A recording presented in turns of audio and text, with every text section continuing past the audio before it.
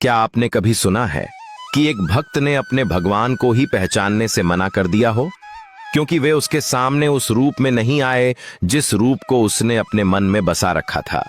ये कहानी है एक ऐसे भोले भक्त की जिसकी मासूम सी जिद के आगे भगवान भी हार गए, यहां तक कि उन्हें अपने कान भी पकड़ने पड़े। ब्रज के एक आश्रम में गुरुदेव ठाकुर जी की कथा सुना रहे थे। नंद नंदन के रूप और उनकी लीलाओं को सभी शिष्य ध्यान से सुन रहे थे। आश्रम का माहौल शांत और आनंद से परिपूर्ण था। उन्हीं शिष्यों में सबसे आगे एक भोंदू नाम का लड़का भी बैठा गुरुजी के प्रवचन का आनंद ले रहा था। वह इतना सीधा था कि प्यार से सभी लोग उसे भोंदू ही बुलाते थे। वह गुरुजी से जो भी सुनता उसे ही सत्य मान लेता था। उसे लगता था कि गुरुजी ने जो भी कहा है वह हमेशा सही ही होता है। उसी प्रवचन में गुरुजी ने कहा कि ठाकुर जी आज भी यमुना जी के पास वाले भांडीर वन में गायों को चराने आते हैं। भोंदू तक जैसे ही गुरुजी की यह बात पहुंची, उसके कान खड़े हो गए। उसने मन में सोचा, अरे भांडीर वन में तो मैं जाता हूं गाय चराने, मुझे तो कभी नहीं मिले ठाकुर जी। ऐसे छुप छुप कर थोड़ी ही गाय चराने आते होंगे वो। भोंदू का ध्यान अब गुरुजी के प्रवचन से हट गया। वह इसी बात पर विचार करने लगा कि आज तक वह ठाकुर जी को देख कैसे नहीं पाया। वह भांडीर वन का कोना कोना घूमता था, लेकिन उसे तो कभी ठाकुर जी नहीं मिले। भोंदू अपनी अलग ही उलझन में फंस गया था और इधर गुरुजी ने प्रवचन में बाबा खाटू श्याम के बारे में बताना शुरू कर दिया था। जब तक भोंदू के कानों में गुरुजी की वाणी पड़ी, गुरुजी बाबा श्याम के स्वरूप का वर्णन कर रहे थे। गुरुजी ने बताया कि उनका स्वरूप बड़ा ही अद्भुत है।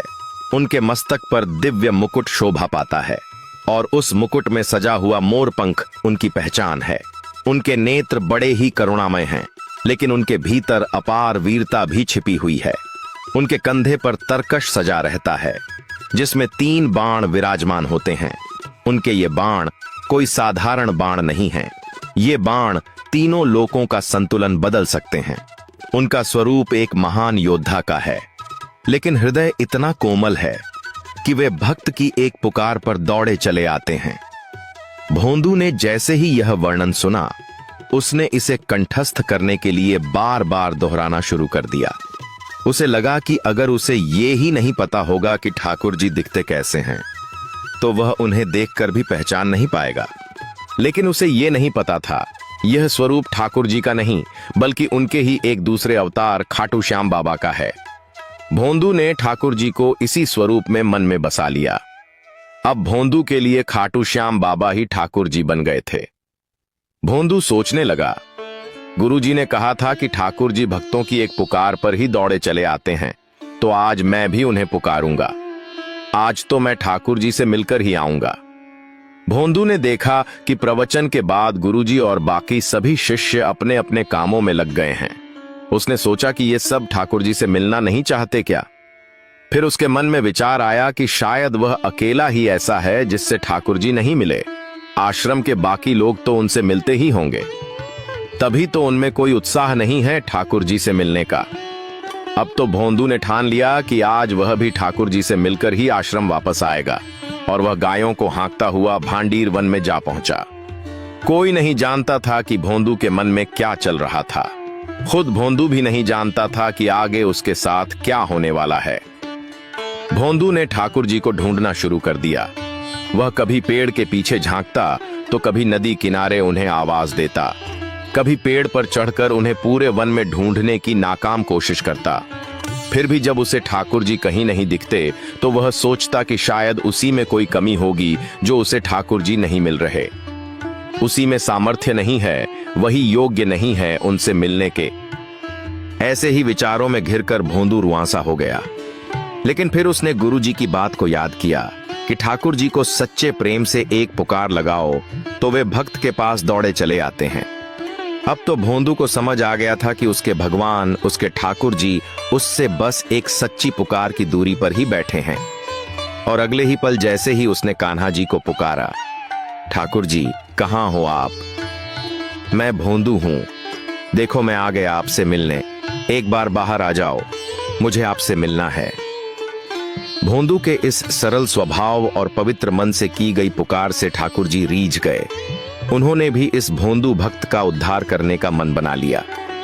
अभी भोंदू की पुकार पूरी भी नहीं हुई थी कि उसके कानों में बहुत से घुंघरू बजने की आवाज गूंज उठी। भोंदू ने आंखें खोली तो दूर से उसे बहुत सी गायें आती दिखाई पड़ी। भोंदू ने ऐसी गायें पहले कभी देखी ही नहीं थीं। वे कोई साधारण गायें नहीं थीं। उनके सींगों के ऊपर के भाग सोने चांदी से मढ़े हुए थे, जिनकी चमक जंगल में चारों तरफ फैल गई थी। शरीर से तंदुरुस्त और रंग रूप से बहुत ही सुंदर थी वे गायें। तभी भोंदू को उन गायों के बीच में कुछ ऐसा दिखा जो उसके होश ही उड़ा ले गया। पीतांबरी पहने, गले में वैजयंती माला डाले, सिर पर पाग पहने, जिस पर मोर पंख सुशोभित हो रही थी, कटाक्ष नेत्रों से भोंदू को देखते हुए हमारे श्याम सुंदर मंद मंद मुस्कुराते हुए भोंदू की ओर ही चले आ रहे थे। भोंदू, जो अब तक बावलों की तरह ठाकुर जी को ढूंढ रहा था, अब साक्षात उन्हें सामने देखकर सुध बुध खो बैठा। उसे समझ ही नहीं आ रहा था कि सामने से जो आ रहे हैं वह उसके लिए ही आ रहे हैं। ठाकुर जी के मनमोहक रूप का कायल होकर भोंदू एकटक उन्हें ही देखे जा रहा था। अब तक हमारे बाल गोपाल भोंदू के पास आकर खड़े हो गए थे। कुछ पलों बाद उन्होंने भोंदू के हाथ को पकड़कर जोर से हिलाया तो भोंदू होश में आया। कहानी में आगे भोंदू ने ठाकुर जी से जो कहा, उसे सुनकर ठाकुर जी स्वयं हैरान हो गए। होश में आते ही भोंदू ने ठाकुर जी की पकड़ से अपना हाथ झटक दिया और बोला, अरे आप कौन हो? ठाकुर जी मुस्कुराए और बोले, भोंदू, मैं वो हूं जिसे तुम इतनी व्याकुलता से इस भांडीर वन में ढूंढ रहे थे। भोंदू ने भौहें सिकोड़ ली। नहीं, आप ठाकुर जी नहीं हो सकते, और पहले तो ये बताओ कि आपको मेरा नाम कैसे पता? ठाकुर जी थोड़े चकित हुए और बोले, क्यों भोंदू, तुम मुझे नहीं जानते? पर मैं तो तुम्हारे बारे में सब जानता हूं। भोंदू बोला, मैं आपको नहीं जानता, देखने में तो आप कहीं के राजकुमार लगते हैं। इस बात पर ठाकुर जी को हंसी आ गई। वे बोले, तुमने सही पहचाना भोंदू, मैं द्वारिका का राजा कृष्ण हूं। लोग मुझे प्यार से ठाकुर जी भी कहते हैं, जैसे अभी थोड़ी देर पहले तुम बोल रहे थे। भोंदू बोला, नहीं नहीं, आप ठाकुर जी नहीं हो। मेरे गुरुजी ने बताया है कि ठाकुर जी के सिर पर मुकुट होता है, कंधे पर तरकश होता है और उसमें 3 बाण होते हैं। उसने उंगली उठाकर कहा, और आप तो बस एक ग्वाले जैसे लग रहे हो। जाओ जाओ, मुझे धोखा मत दो। ये सुनकर खुद बाल गोपाल भी कुछ पल के लिए मौन हो गए। फिर उन्होंने हल्की सी मुस्कान के साथ पूछा, तो भोंदू, अगर मैं उसी रूप में आ जाऊं जैसा तुम सोचते हो, तब तो तुम मानोगे कि मैं ही तुम्हारा ठाकुर हूं? भोंदू तुरंत बोला, हां, तभी मानूंगा, क्योंकि मेरे गुरुजी ने मुझे बताया है कि ठाकुर जी एक योद्धा की तरह दिखते हैं। उनके पास 3 दिव्य बाण भी हैं। मेरे गुरुजी कभी झूठ नहीं बोलते। भोंदू की बात सुनकर ठाकुर जी हल्के से मुस्कुराए और चुटकी बजाई। अगले ही पल पूरा भांडीर वन तेज प्रकाश से भर गया। वह चमक इतनी तेज थी कि भोंदू की आंखें चौंधिया गईं। जब उसने आंखें खोली तो उसके सामने तेजस्वी स्वरूप में दिव्य मुकुट धारण किए हुए 3 बाणधारी बाबा श्याम मुस्कुरा रहे थे। भोंदू की आंखों में चमक आ गई। उसे कुछ समझ नहीं आ रहा था कि वह अब क्या करें। वह सब कुछ भूल गया। थोड़ी देर बाद उसके माथे पर डर की लकीरें उभर आईं। उसने आस-पास नजर घुमाई और घबराते हुए बोला, वो ग्वाले जैसे दिखने वाले राजकुमार कहां गए? बाबा श्याम बोले, भोंदू, मैं ही तो हूं वो ग्वाला। मैं ही द्वारिका का राजा हूं और मैं ही खाटू वाला श्याम। मैं ही तुम्हारे गुरुजी का नंद नंदन हूं और मैं ही तुम्हारा ठाकुर। अब तो भोंदू को विश्वास हो गया कि उसके सामने जो खड़ा है वह पक्का कोई ठग है, जो उसको धोखे से ठगने आया है। वह बोला, देखिए श्रीमान, आप मुझे बुद्धू मत बनाइए। आप कोई बहरूपिया है जो मेरे ठाकुर जी का रूप धारण करके मुझे धोखा देने वाले हैं। आप कभी ग्वाले बन जाते हैं तो कभी मेरे ठाकुर जी का रूप ले लेते हैं, और आप मेरे गुरु जी के नंद नंदन तो हो ही नहीं सकते। वो आपके जैसे छलिया तो बिल्कुल नहीं हैं। आप अपनी ये माया समेटिए और चले जाइए यहां से। बाबा श्याम भोंदू के इस भोलेपन पर खुश होकर जोर जोर से हंसने लगे। भोंदू बोला, आप मेरी हंसी मत उड़ाइए, मैं आपकी शिकायत अपने गुरुजी से करूंगा। बाबा श्याम बोले, अरे मेरे भोले भंडारी, मैं कोई छलिया नहीं हूं। इस ब्रह्मांड में ऐसा कोई नहीं जिसमें मैं ना मिलूं। मैं सब में हूं और सब मुझ में है। इतना कहकर बाबा श्याम और ठाकुर जी एक साथ भोंदू के सामने प्रकट हो गए। दोनों को एक साथ देखकर भोंदू का कोमल हृदय व्याकुल हो गया। वह डर के मारे कांपने लगा और अगले ही पल वह जोर जोर से रोने लगा। वह अपने ठाकुर जी को पुकारने लगा। ठाकुर जी और बाबा श्याम उसे रोता देखकर विचलित हो गए। वे बच्चों की तरह रो रहे भोंदू को मनाने लगे। यह दृश्य ऐसा था जैसे कोई पिता अपने नादान बच्चे को पुचकारता है। वे कभी उसके आंसू पोंछते तो कभी अपने कान पकड़ते। ये पहली बार था जब सृष्टि के पालनहार अपने दो स्वरूपों में अपने किसी भक्त से माफी मांग रहे थे। यह दृश्य किसी को भी भावुक कर सकता था। भोंदू भी नटखट बच्चे की तरह कभी मुंह फेर कर बैठ जाता तो कभी उनके गले लगकर सिसकियां लेता। बड़ी मशक्कत के बाद भोंदू चुप हुआ। तब जाकर कहीं बाबा श्याम और ठाकुर जी ने राहत की सांस ली। भोंदू ने अपनी बड़ी बड़ी आंखों से एक बार ठाकुर जी को देखा और एक बार बाबा श्याम के दिव्य 3 बाणों को। उसकी सिसकियां अब थम चुकी थीं।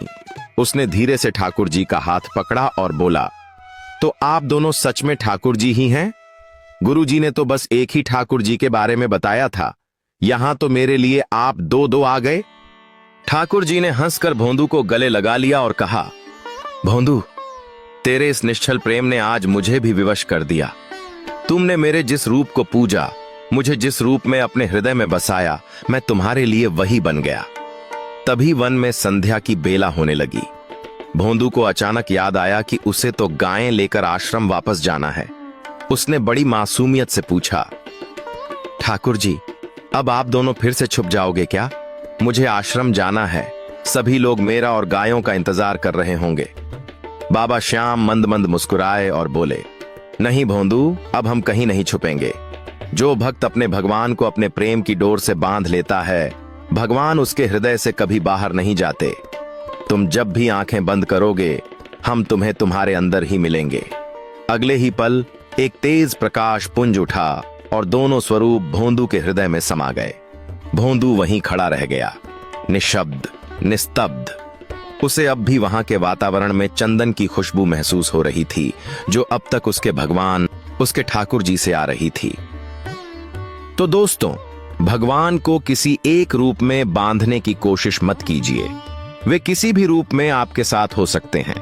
भोंदू की कहानी हमें यही सिखाती है कि भगवान किसी स्वरूप में नहीं, बल्कि आपके मन के भाव में बसते हैं। अब आपकी बारी है। हमें कमेंट करके बताइए कि आप ठाकुर जी के कौन से अवतार के फैन हैं। ठाकुर जी का कौन सा अवतार आपको सबसे ज्यादा आकर्षित करता है? आपको ये कहानी कैसी लगी? कहानी में हमसे कोई गलती हुई हो तो हमें बता सकते हैं। और अगर कहानी अच्छी लगी हो तो कमेंट करें। 3 बाणधारी ठाकुर जी की जय। वीडियो को लाइक और शेयर करना ना भूलें।